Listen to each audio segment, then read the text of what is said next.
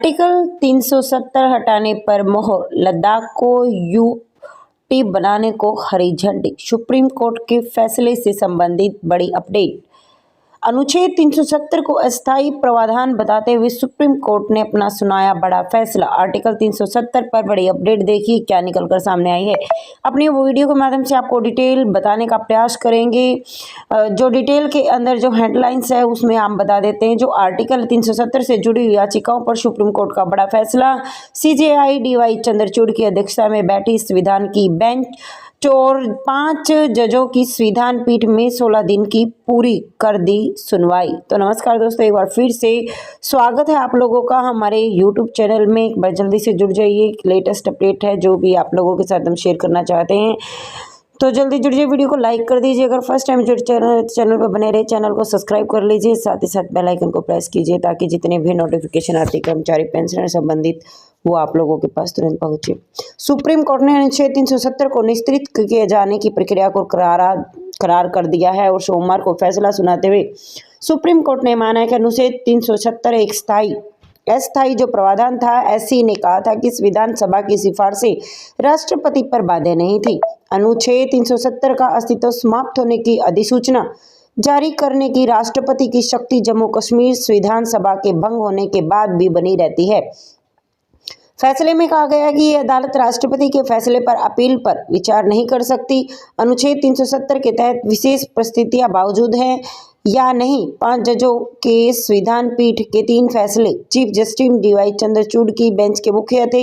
इस बेंच में जो सीजेआई के अलावा जस्टिस जो संजय किशन कौल और जस्टिस संजीव खन्ना और जस्टिस बी.आई. गवई और जस्टिस सूर्यकांत भी शामिल थे।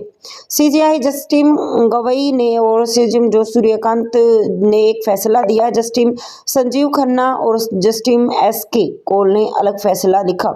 अनुच्छेद 370 में सुप्रीम कोर्ट के ऐतिहासिक फैसले की बड़ी बातें निकलकर सामने आई है। सुप्रीम कोर्ट ने दिसंबर 2018 में जम्मू कश्मीर पे जो लगाए राष्ट्रपति शासन की वैधता पर फैसला देने से इनकार कर दिया। एससी ने कहा कि याचिकाकर्ताओं द्वारा विशेष रूप से चुनौती नहीं दी गई थी। सीजेआई ने कहा है कि जब राष्ट्रपति शासन लागू होता है तो राज्यों के संघ की जो शक्तियां पर सीमाएं होती हैं। अनुच्छेद 356 के तहत शक्तियों के प्रयोग की उचित वजह होनी चाहिए। सीजेआई ने कहा है कि संवैधानिक अवस्था ने इस संकेत नहीं दिया कि जम्मू कश्मीर की जो संप्रभुता बरकरार रखी जाए और जम्मू कश्मीर राज्य भारत का एक अभिन्न अंग बन गया है। यह संविधान अनुच्छेद 1 और 370 में बिल्कुल स्पष्ट हो चुका है। अनुच्छेद 370 एक अस्थायी प्रावधान है। सीजेआई ने कहा है कि 370 के तहत राष्ट्रपति अधिसूचना जारी करने की शक्ति जो है अनुच्छेद 370 के अस्तित्व में समाप्त हो जाता है। जम्मू कश्मीर सभा के विघटन के बाद भी कायम रहती हैं। हमें निर्धारित करना आवश्यक नहीं है कि जम्मू कश्मीर का यूटी में पुनर्गठन वैध है या नहीं। केंद्र शासित प्रदेश के रूप में लद्दाख के पुनर्गठन को बरकरार रखा गया क्योंकि अनुच्छेद 3 में राज्य के हिस्से को केंद्र शासित बनाने की अनुमति देता है। सीजेआई ने अपने आदेश में कहा कि यह सवाल खुला है, क्या संसद किसी भी राज्य को केंद्र शासित प्रदेश में बदल सकता है। हम निर्देश देते हैं भारत के चुनाव आयोग 30 सितंबर 2024 तक जम्मू कश्मीर विधानसभा के चुनाव कराने के लिए कदम उठाए जाए। राज्य का दर्जा जल्द से जल्द बहाल कर दिया जाए। सीजेआई का ये अनुच्छेद 367 का जो उपयोग कर 370 में संशोधन के संबंध में कहा है कि जब कोई प्रक्रिया निर्धारित की जाती है तो उसका पालन करना होता है और उसके दरवाजे में भी संशोधन है उसकी अनुमति नहीं दी जाती। विद्रोह के कारण आबादी के एक हिस्से का जो पलायन हुआ था, ऐसी स्थिति बनी थी कि सेना बुलानी पड़ी, राज्य के लोगों को भारी कीमत का चुकाना पड़ा, लाखों में जो लोगों की जो पीढ़ी दर पीढ़ी आघात से गुजरना पड़ा, राज्य को इलाज की जरूरत थी। तो जस्टिस संजय खन्ना ने कहा कि अनुच्छेद 367 के संशोधन करना कानून की दृष्टि से गलत था, लेकिन वही उद्देश्य 370 के 3 के अनुच्छेद के जरिए देखा जाए तो सीओ में 273 में वैध माना गया और 16 दिन तक चली थी ये सुनवाई। 5 जजों के बेंच में जो 16वें दिन जो सुनवाई चली थी उसको सुरक्षित रखा गया था और 20 से ज़्यादा याचिकाएं जरिया आर्टिकल 370 को निष्कृत करने के केंद्र के फैसले को चुनौती दी गई। 5 अगस्त 2019 को सरकार ने संविधान अनुच्छेद 370 को निष्कृत कर दिया गया और यह पूर्ववर्ती जम्मू कश्मीर राज्यों को विशेष दर्जा देता था। राज्य के 2 केंद्र शासित प्रदेश, एक जम्मू कश्मीर, दूसरा लद्दाख में बांटा गया। अनुच्छेद 370 में वकीलों ने क्या सुनी ये दलीलें, वकीलों का क्या कहना है। 370 पर सुनवाई के दौरान सुप्रीम कोर्ट ने कई नामी और गैरामी जो वकील थे उनकी दलीलें सुनी।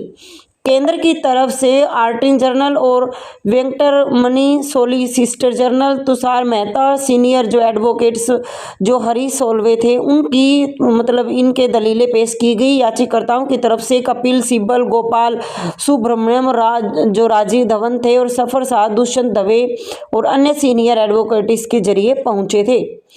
अब आर्टिकल 370 में जो हमारा पक्ष और विपक्ष की जो दलीलें की गई थी, उसमें याचिकाकर्ताओं की दलील थी कि आर्टिकल 370 को निष्कृत नहीं किया जा सकता, क्योंकि जम्मू कश्मीर संविधान की सिफारिशों से राष्ट्रपति उसे निष्कृत कर सकते हैं। संविधान सभा 1951 से 1957 तक फैसला ले सकती थी, लेकिन उसके बाद उसे निष्कृत नहीं किया जा सकता। सीनियर वकील सिब्बल ने सुप्रीम कोर्ट में कहा कि जम्मू कश्मीर संविधान सभा कार्यकाल खत्म हो गया था, ऐसे में 1957 के बाद उसे निष्कृत नहीं किया जा सकता। ये संवैधानिक की कार्रवाई के बिल्कुल खिलाफ है। केंद्र सरकार ने सॉलिसिटर जनरल बनाया, जिसमें गृह मंत्री ने जम्मू कश्मीर पुनर्गठन बिल पेश करते हुए कहा कि यह सही आने पर जो राज्य है उसका दर्जा दे दिया जाएगा, केंद्र शासित प्रदेश का दर्जा स्थायी नहीं है। सॉलिसिटर जनरल ने सुप्रीम कोर्ट में कहा कि आज़ादी के 75 साल के बाद वहाँ के जो लोगों को एक अधिकार मिला है और जिससे वह वंचित थे, इसे निष्कृत किए जाने के लिए देश के अन्य लोगों को बड़ी संख्या में मौलिक अधिकार मिले हुए हैं। तो वे मौलिक जो अधिकार मिले हैं वे एक व्यापक प्रभुता उसके अंदर मिली है।